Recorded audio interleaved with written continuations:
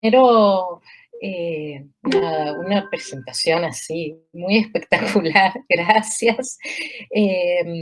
La verdad que, por otro lado, lo que a mí me pasa también es que todas las propuestas de Marina o la doctora Garone, tal vez los argentinos somos más informales, siempre me han resultado muy interesantes, muy importantes, y tengo que decirlo públicamente que me encontré con Marina en un momento que yo estaba volviendo a hacer una curva para arriba, digamos, y que fue muy, muy, muy importante ese encuentro porque me abrió muchas puertas, me abrió nuevos campos, eh, así que bueno, estás ahí al inicio de lo que fue una nueva etapa muy, muy productiva, así que bueno, siempre está mi agradecimiento, por lo cual siempre sabes que va a haber tiempo para participar de tus proyectos, y espero que no, dentro de mucho tiempo pueda ser presencialmente, porque además también acompañando un poco lo que vos decías como presentación, pero que es también un poco contenido, México es un país insuperable para los temas de los que yo hablo, por su tradición editorial y por su tradición artística y por ese vínculo en el que yo trabajo. Tal vez les sirva un poco saber, dado que yo no tenía muy claro si esta era una charla más abierta o específica, pero dado que son ustedes, les cuento que mi formación primera, si bien yo estudié historia cuando era joven, después interrumpí porque me fui del país, y cuando volví se había abierto la carrera de edición. Perdón, Marina, ¿cuánto tiempo tengo para no hablar de pavadas? Eh, 40 Porque minutos, ahora, 30, 40 minutos, no hay problema. Además, no llegaron los compañeros, así que está bien, está bien. date, como Bueno, dicen los jóvenes aquí. lo que quería contarles es que yo estudié edición en la Facultad de Filosofía y Letras de la Universidad de Buenos Aires, con un trasfondo importante sobre mi interés por la historia. Entonces fui como encontrando intersecciones, primero entre la historia y el libro, que dio historia del libro, y después entre el libro y el arte, que dio prácticas editoriales en el campo de las artes. Entonces, bueno, fui como sumando estos campos, donde insisto siempre en cuánto tiene el campo del libro de artista, del libro de arte, para darle a la historia del libro, a la historia social del libro y la lectura, y cuánto tiene el libro de artista también, o el libro el libro de artista en particular, para darle a la historia del libro en todos sus sentidos, porque cuanto más se profundiza en el conocimiento del libro de artista, sabiendo más o menos de arte, solamente leer, uno entiende más el corazón del objeto, sin tener que pensar si es literatura, si es arte, si es técnico. Hay algo desde la perspectiva del arte o de la historia del arte que permite para mí entender mejor ese objeto, ¿no? Que es el libro. Entonces, bueno, a veces para estos encuentros cuesta sintetizar como todo lo que vengo armando. Armé un PowerPoint como, bueno, tratando de apuntar un poco a lo que planteaba Marina de la escena latinoamericana y de las prácticas editoriales, por lo cual va a ser un poco teórica, y si no me extiendo demasiado, les voy a mostrar algunos libros en el PowerPoint y después, si tenemos tiempo, algo en mano. Eh, Aclarar, bueno, nada, voy a empezar no tengo mucha experiencia con el Meet, así que me van a perdonar, o sea, tengo, pero bastante menos que con el Zoom. Pero bueno, voy a compartir, y creo que este es el momento en el que desaparezco de la pantalla. Están viendo el PowerPoint, Sí, ¿no? sí, todo bárbaro. Sí, se está viendo. Bueno, temas y problemas de la edición latinoamericana contemporánea, tremendo tema, eh, muchos temas y muchos problemas. Mi tema específico será las prácticas editoriales en el campo de las artes. Como verán acá, hay dos imágenes. Una representa lo que yo llamo las prácticas puras y otro las prácticas híbridas. Ahora vamos a ver de qué se trata, pero vamos a hablar, voy a tratar de marcarles estos dos campos, si bien es latinoamericana, pero bueno, es un buen ejemplo. Les cuento que las prácticas editoriales en realidad es un concepto que no sé si existía o si existe en paralelo, pero es un concepto que yo desarrollé porque me resultó muy útil al momento de hablar sobre esto, las relaciones entre el campo de la edición y de lo editorial, que yo considero que no es exactamente lo mismo, la edición como una práctica y lo editorial como sistema, diría para sintetizarlo, y el campo de las artes, que puede ser artes visuales, la música, la literatura, etc.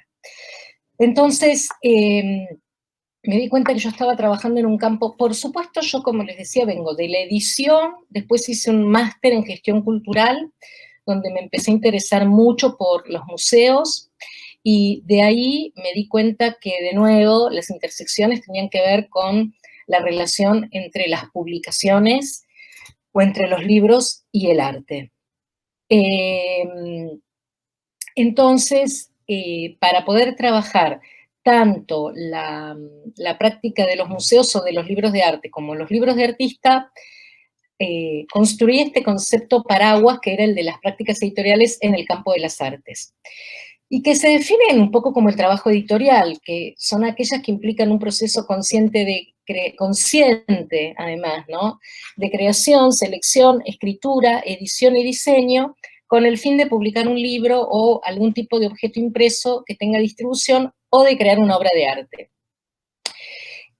Lo editorial, como les decía, para mí tiene que ver con el sistema completo, tanto del mundo editorial como del mundo del arte, y entonces es ahí donde esas relaciones pueden estar retomadas o ocupadas por los personajes del mundo del arte, como el curador, el galerista, el coleccionista, autoridades de museos. Es decir, dentro de las prácticas editoriales en el campo de las artes, sobre todo en los museos, posiblemente sea el curador el que asuma el rol del editor, el director del museo el que asuma como el rol del director editorial, o como últimamente escuché en algunos grupos de editores independientes, el publicador, para traducirlo literal del inglés, porque ese es otro tema. La dificultad que tenemos en el español de delimitar algunos de los campos de la edición o de la práctica editorial. Y tal vez uno, no sé, yo nunca me había animado o no nos habíamos animado a hablar de publicadores, que me pareció buenísimo, en el lugar del publisher. Las prácticas editoriales tienen una relación íntima, creo, y particular con las artes contemporáneas. Tal vez podría venir alguien de las matemáticas y decir lo mismo, pero en este caso es mi tema. Y creo que se enriquecen y se potencian mutuamente, sin dejar de decir que curaduría y edición son prácticas similares, no iguales. Y ahí disiento con algunos autores, creo que tienen sus propios espacios, sus propias lógicas y sus propias prácticas, si bien confluyen en algunos aspectos. Pero bueno, ofrecen elementos, métodos, conceptos que hacen que estas prácticas sean una parte constitutiva del campo. O sea, no son, los libros no, como yo los considero, no son un simple soporte del arte o de la información sobre el arte o de la obra. Se interrelacionan, interactúan de maneras determinadas, que esto también, vamos a ver después, tiene que ver con la historia del libro, la edición y la historia social del libro. Y esto es lo que produce ese campo híbrido. Lo que yo les decía es que divido las prácticas entre puras e híbridas. En las prácticas puras, lo que pongo son los libros de arte, estilo Taschen, los más comerciales, los menos comerciales, publicaciones de galerías, etc. Las publicaciones de museos, que en realidad no me refiero solamente a museos, también hablo de salas de exhibición, podría no hablar solamente de libros de arte también, ¿eh? En realidad hablo de, en el inglés es muy categórico, ¿no? El museum publishing. Pero bueno, queda corto como museo, pero siempre estamos hablando de todo lugar que exhiba, público o privado, arte u otro tipo de objeto u obra. Pero pueden ser no solo catálogos, también pueden ser los catálogos extendidos o como se lo llama más comúnmente el libro catálogo, boletines científicos, guías, material informativo, material de difusión, educativos, de prensa, monográficos, folletos, etc. Y otro aspecto muy poco tratado y que la edición le debe prestar mucha atención, que es la edición de pared o los textos de sala. Es decir, todo lo que está en un museo o en una sala, que no sea objeto o que no sea obra, por lo general va a ser texto, los textos de las autoridades, los textos curatoriales, las cédulas técnicas o cartelas, no sé cómo les dicen en otros países, pero ameritan edición. Y esto es algo que yo comento siempre en las clases que doy a editores, ¿no? A futuros editores. Atentos que los museos son un lugar muy interesante para trabajar y el museo debe incorporar a la figura del editor. La verdad, si no la tiene, la debe incorporar. Ahora vamos a ver más adelante cómo desarrollamos este tema. Las prácticas editoriales híbridas van a ser, por su doble origen artístico y editorial, como se nutren tanto de los lenguajes artísticos como del lenguaje editorial, interactúan y representan o son la obra de arte. Y acá es lo que yo les decía de cuánto el formato del libro y de la edición le ofrecen desde el concepto, desde la forma y desde la idea, como lenguaje también al campo de las artes. Con respecto al tipo de prácticas híbridas, va a depender de un montón de cosas, de un contexto histórico, de un contexto geográfico, de un contexto idiomático. Yo acá enumero algunas que me parece que son importantes históricamente o actualmente, como el libro de artista en general, o lo que el mexicano más importante en esto, Ulises Carrión, llama libro-obra o bookwork. Quiero aclarar que con respecto al libro de artista, es un nombre que pusieron los curadores o los historiadores o los investigadores, no es que el primer libro de artista que hizo, o el primero entre comillas, que hizo un artista dijo, voy a hacer un libro de artista. Sí eligió el soporte libro para hacer una obra, porque ahora vamos a definir qué es un libro de artista. A veces, la expresión libro de artista se usa erráticamente. Entonces, también por un problema de traducción. Entonces ahí se pone más complicado. Yo me voy a referir siempre acá y en cualquier ocasión que me escuchen al libro de artista como lo entendía Ulises Carrión, que era el libro o es el libro obra.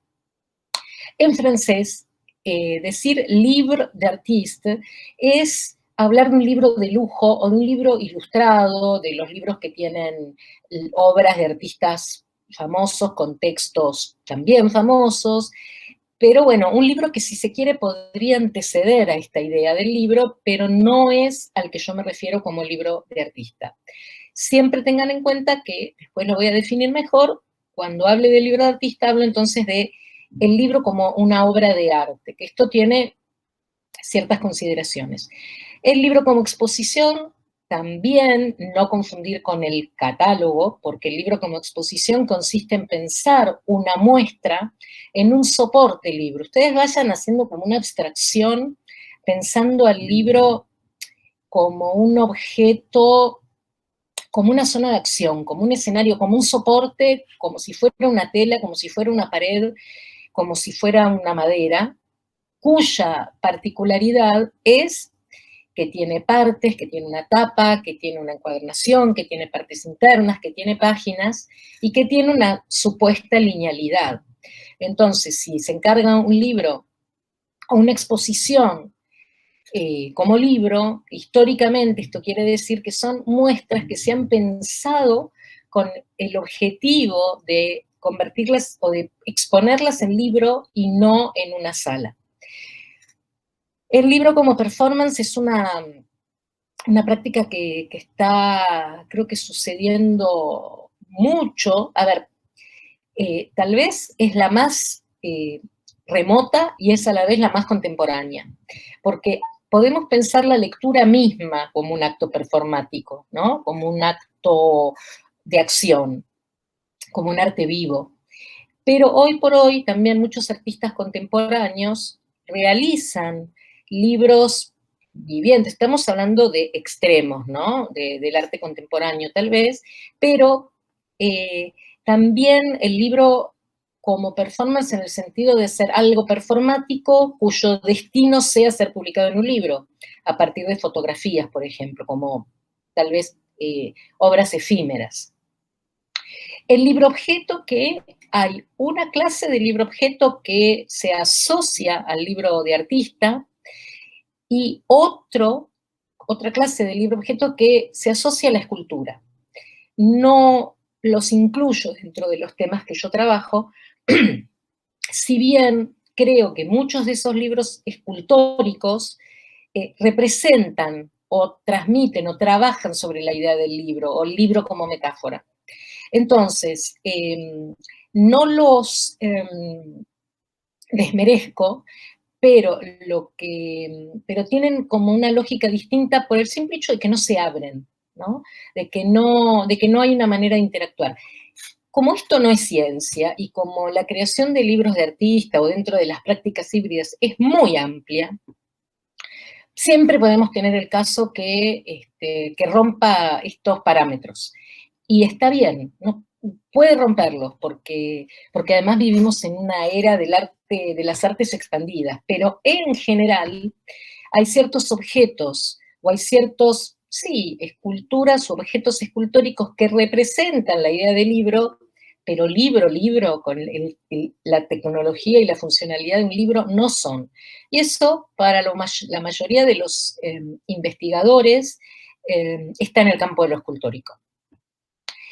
Libro de instrucciones en un sentido netamente conceptual, del arte conceptual, donde lo que vale es la instrucción o el proceso o la idea más que el objeto final.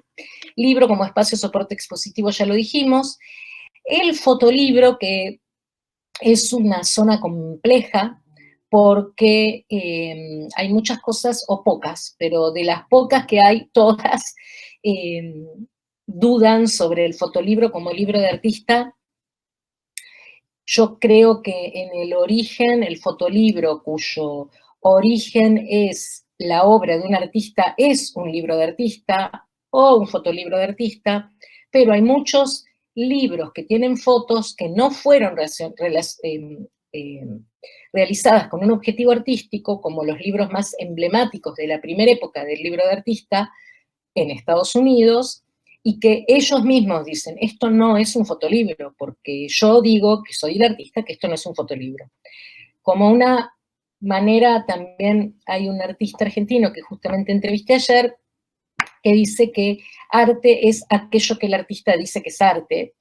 Uno puede coincidir o no con esa definición, pero es cierto que si yo digo que esto es un libro, o es un libro de artista, o es un fotolibro, es mi derecho como creador a decirlo. Así que es una zona ahí en conflicto.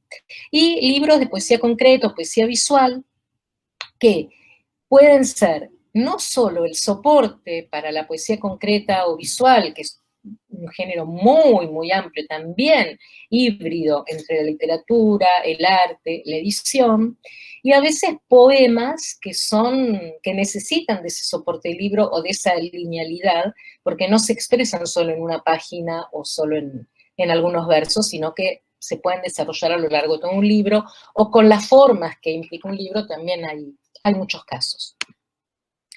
Con respecto a las prácticas editoriales puras, voy a ser más rápido. Yo hablo de estos conceptos clave, que bueno, si esto fuera un curso de edición, específicamente me detendría mucho más, o cada uno de estos temas podría ser una clase, pero yo considero que estos conceptos transversalizan todo trabajo editorial que hagamos en el campo de las artes y que ofrecen un marco teórico a la práctica del editor o de quien está desde el mundo del arte haciendo edición. Tiene que ver con el contenido, no hay nada si no hay un contenido, no hay un libro si no hay un contenido, no tenemos que editar si no hay un contenido, y el contenido está relacionado a las autorías y a otro problema que se abriría con respecto a los autores. El artista es un autor, el curador es una autora, el investigador es un autor, entonces eso abre otra problemática a partir de un contenido y de autorías o autorías que fueron espontáneas o que fueron encargadas también, ¿no? El problema de la edición y de los paratextos, paratexto, me detengo, es un tema que me interesa muchísimo, que trabajo un montón y que investigo, porque en los libros de arte, si hay algo que es central desde el punto de vista de la edición y de la historia del libro, y de cuando la querramos interpretar desde la historia del libro, desde la sociología, desde el arte, desde cualquier campo histórico, el estudio del paratexto tiene toneladas de información, más en libros de arte, porque hay un entorno en el libro de arte que hace al sistema del arte más que al sistema editorial. Ahora les voy a mostrar unos casos que dan información sumamente valiosa. Por eso creo que la historia del libro le debe un lugar importante, no solo un lugar, sino un lugar importante al libro de arte o a los catálogos de arte. Las audiencias, bueno, trabajamos para audiencias determinadas y siempre es mejor saberlo en el momento de editar o de pensar un proyecto.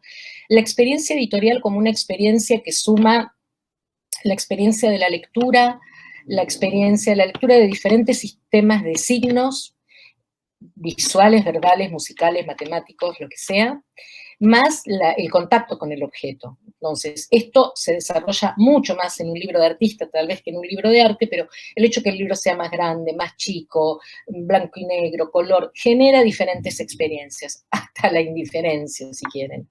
Y la acción-activación, que en ciertos libros de arte implican un involucramiento del espectador, donde ese libro termina de activarse. Podríamos llamarlo lectura, pero creo que es un concepto un poco más amplio, que además ciertos libros, a partir de su edición o de la audiencia a la que se dirige o de la experiencia que quiere lograr, generan una activación, ¿no? En particular, lo vamos a ver más específicamente en el libro de artista. Esto lo voy a pasar. Bueno, este es un ejemplo, no es latinoamericano, pero porque salvo tal vez en el caso del Museo del Prado, pero no conozco museos latinoamericanos, pero no quiere decir que no haya, ¿eh? Y además suelo dar estos ejemplos.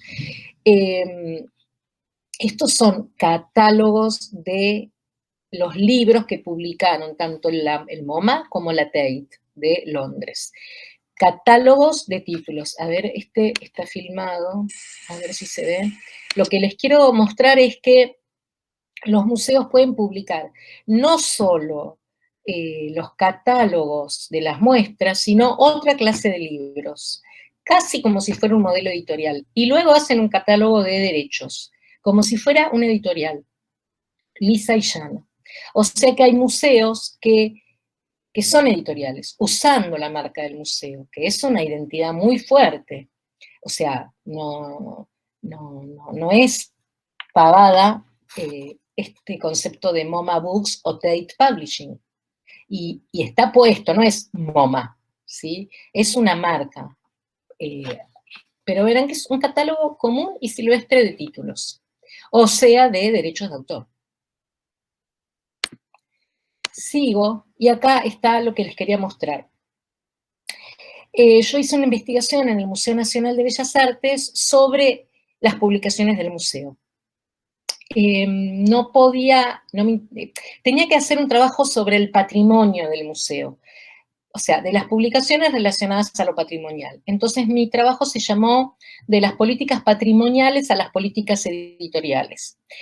Y por supuesto no podía trabajar los catálogos de muestras temporarias porque no son patrimonio del museo, y del museo más importante de la Argentina. Entonces decidí trabajar sobre las publicaciones del patrimonio del museo que empiezan en 1896 con el primer catálogo del director creador del museo, y después, esta no es la primera versión del boletín, pero empieza en ese catálogo con las obras que había en la sede que tenía en ese momento, y después van cambiando. Y lo que acá pueden ver es, bueno, un diseño, un formato, una marca, que después va cambiando un montón, y un sumario con la información que hay en este boletín. Y acá es donde digo que la historia del libro tiene mucho para tomar, porque ahora yo no sé acá cómo agrandarlo, a ver si puedo, no. Pero en este sumario, o sea, primero vemos administrativamente de quién dependía el museo, que dependía de el Ministerio de Justicia e Instrucción Pública. Esto ya habla. O sea, esto es un documento, pero además es un documento que por su característica de boletín era un documento publicado y de transmisión. Nunca me pudieron decir a quiénes se dirigía, si a los socios de los amigos o a los socios del museo, si se regalaba o si se vendía, pero tenía una audiencia. Y todo lo que pasaba puertas adentro del museo, que solo lo podía saber si trabajaba, si preguntaba o si iba a mirar los documentos, este boletín me lo comunica. Entonces yo como investigadora, no digo que solo con el boletín me entero del periodo histórico, pero tengo muchísima información. Y en ese momento yo tenía el discurso del director de ese momento, las donaciones, los préstamos, lo que entraba a bibliotecas, a la biblioteca del museo, etc. Entonces, este tipo de publicaciones, tome la forma que tome, existen en todos los museos y creo que retratan muy bien de qué hablamos cuando hablamos de publicaciones de museos. Expresión de propósitos del director de esta época es un texto clarísimo, y además este boletín para mí era súper moderno en sus objetivos, porque cumplía con su función, que era la de informar y comunicar. Esta es una etapa que amo, porque verán que cambia la marca.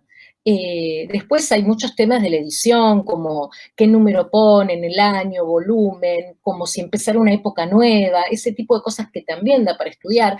Por supuesto, la dirección, que ha ido cambiando con los años, y una reproducción del plano de ampliación del museo, en tapa. Y sabemos el valor de la tapa, o sea que no era para nada casual ni menor que le dijeran a la gente, estamos haciendo esto, era un reclamo, era una demanda, y además simbólicamente era muy importante que el museo se ampliara. Y el lugar de la tapa en un libro, es obvio que es fundamental, pero si uno profundiza por ahí en la serie de tapas, puede sacar mucha información. Hay boletines con obras extranjeras, hay boletines con obras de artistas argentinos, hay boletines con esto, hay boletines con fotos de la Reforma. Bueno, solamente viendo las tapas uno ya puede hacer una historia del museo y de lo que quiere contar el museo. Por eso hablo, no sé si se va entendiendo, este concepto de la relación entre el campo de las artes y la publicación. Además es como un, no sé, recipiente ideal para las artes, cuando no es el espacio arquitectónico en sí. Y acá vemos otros ejemplos de cómo fue evolucionando el boletín. Acá, bueno, Super Pop. Este fue un modelo de la dirección de Jorge Glusberg que duró muchísimos años, que se puede criticar políticamente, se puede criticar desde un montón de lugares, pero como contenido y como producto editorial, no. Porque se sostenía, porque tenía identidad, porque era una colección, porque tenía un contenido regular. Después, quienes escribían, es otro tema, pero es un producto muy interesante para analizar, y además había una identidad que estaba hecha por un diseñador argentino muy importante y que se sostenía absolutamente en todas las publicaciones, como van a ver ahora. Este también es un muy buen ejemplo de arte, edición, relato curatorial y relato editorial. Esta guía rápida del 96 la editó Jorge Glusberg, verán que, bueno, acá ven la marca, pero es la misma colección editorial que mantuvo Glusberg durante toda su gestión, y esta guía es ya de una gestión nueva del 2015. Son dos guías parecidas pero diferentes, tienen un mismo objetivo, pero esta tiene mucho menos información, esta tiene mucha más información, esta se llama rápida, esta se llama guía. Estos son los aspectos de la edición que a mí me parecen importantes destacar, porque acá hay un objetivo, rápida, es los highlights del museo. Y acá no dice rápido, pero dice MNBA. Y esto, si soy un extranjero o se la regalo a alguien afuera, ¿y qué es el MNBA? Porque todos sabemos que es el MoMA. Lamentablemente, bueno, eso está instalado. Casi sabemos el MET.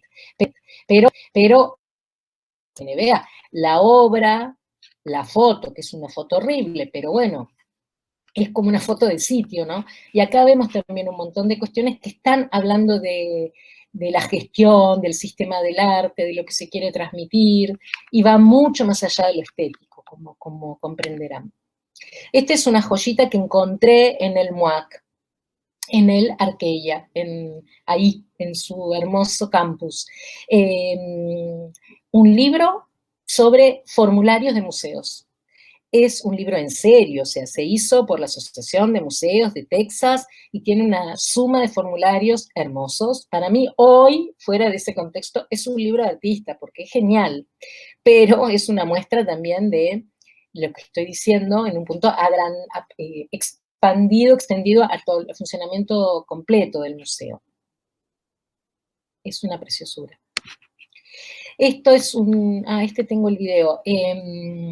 También para mostrar cómo ciertas muestras, esta es la muestra de una fundación privada, una sala de exposición que hace una muestra sobre determinado tipo de obra, y sobre el verano, algo así, la verdad no me acuerdo bien ahora, y la hace como este material de difusión para retirar gratuitamente en un formato Hola, tipo revista Hola.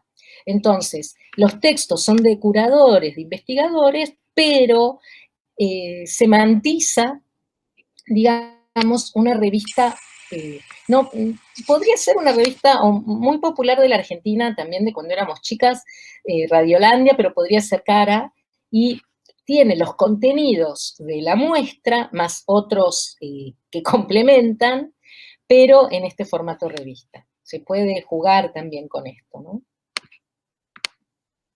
Y este es un caso que a mí me gusta mucho, de un curador amigo, que es una especie de hágalo usted mismo. Cada obra tenía un blog con estos poemas, con estos textos para sacar, y yo fui eligiendo todos, obviamente, como una niña, pero una podía elegir los que le gustaban y después armar el propio catálogo. Esto tenía la ventaja o el interés de que los textos no eran relatos descriptivos de las obras, sino relatos o textos que los curadores habían asociado a las obras, pero a su vez textos literarios. Y yo saqué todos, pero podrían haber sacado todos, o podría haber sacado todos y elegido mi propio orden. Pero además, lo interesante es que acá evoca la muestra de una manera particular, y además me llevo algo literalmente de la muestra, porque esto uno lo sacaba de la pared. Es un caso, además, realmente económico. Esto es de la Biblioteca Nacional de Argentina, sobre Luca Prodan, de Sumo, para quienes conozcan, un sobre que adentro, un sobre como contenedor, como encuadernación, digamos, que adentro tenía diferentes materiales. Luca fue músico, un cantante sumamente importante, bueno, su grupo era Sumo, muy, muy importante del rock argentino, y entonces viene con postales, con un afiche, con un sticker, con un botón, y esto que vemos acá es un fanzine, que en realidad es el lugar del catálogo. Tiene una estética fanzine, nuevamente, como cruzamos territorios para contextos serios, entre comillas, digamos, sobre Luca. Esta, además, la particularidad es que es una muestra que hizo la Biblioteca Nacional en su función cultural, ¿no? Entonces, publicaban este tipo de catálogos que se regalaban durante la gestión de Horacio González. A mí igual me costó mucho conseguirlo. Y este es un caso ya para adentrarnos en los libros de artista, que a mí me gusta mucho mostrar. No es un libro de artista, para mí está más cercano al catálogo de artista, que es un catálogo que realiza el propio artista como una pieza más de la muestra, como un dispositivo más de la muestra, pero que sigue documentando la muestra. El catálogo es un libro que nace en función de la muestra. Y el catálogo de artista es un libro donde el artista tiene una participación activa en función de documentar esa muestra. Este es más o menos, pero lo que me gusta es que desde el punto de vista editorial y artístico muestra cosas muy interesantes. Por empezar, es la muestra de un artista argentino que se llama Fabio Casero. Y la muestra se llamó De Turnalia. Claramente ustedes no están leyendo eso. Bueno, ¿qué pasó? Fabio Casero es un artista cuyo trabajo es particularmente con la palabra, con la edición, con el paratexto, y con la palabra, con la traducción, con la escritura. Entonces, parte de su obra es hacer tapas de libros, por lo cual se publica el libro varios años después que se exhibió la muestra, con 3 sobrecubiertas diferentes, que en realidad son 3 obras de Fabio Casero. Entonces pasa esto.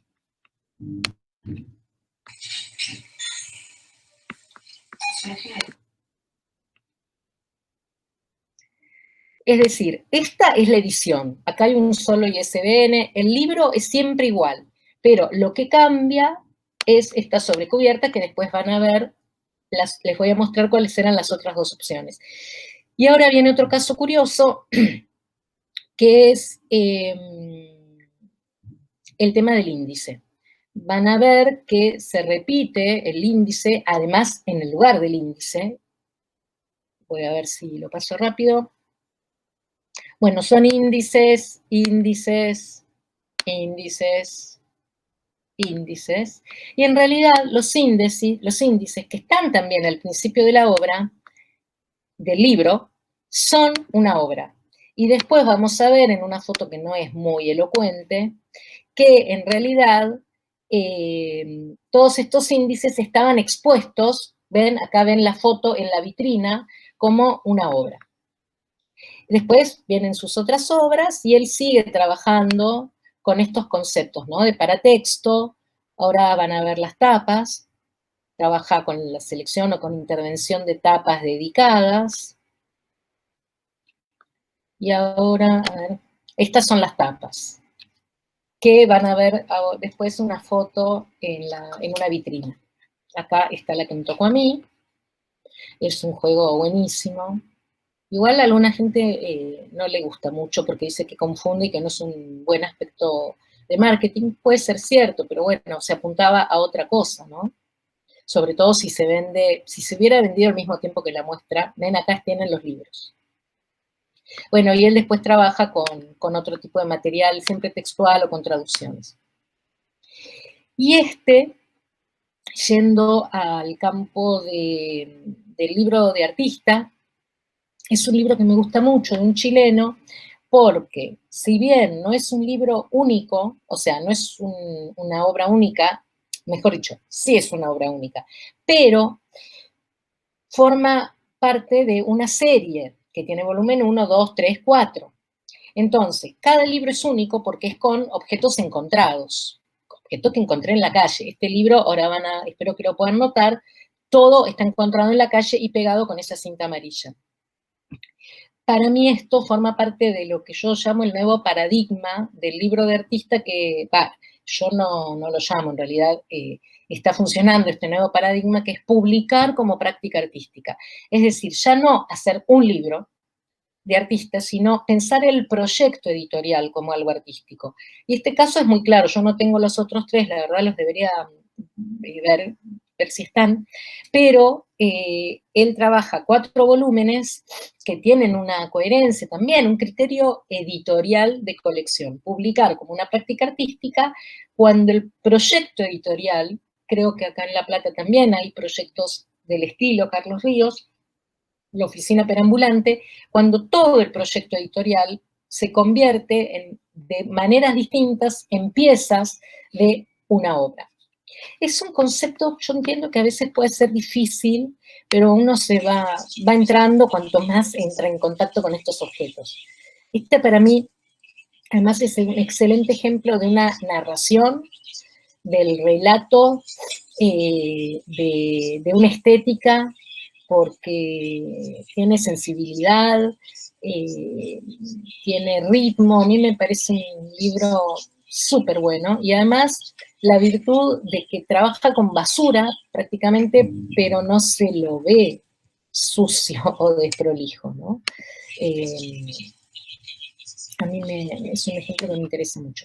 Pero, no sé si tengo más, no. Lo que puedo hacer ahora es mostrarles algunos otros casos de libros de artista, porque lo que quiero destacar es que el libro de artista no está ligado al objeto único para nada. Puede ser un único, puede ser múltiplo o puede ser offset. Entonces yo les mostré ahora un libro único dentro de este esquema, pero podría ser 500 ejemplares realizados como múltiple o 1000, 2000 ejemplares.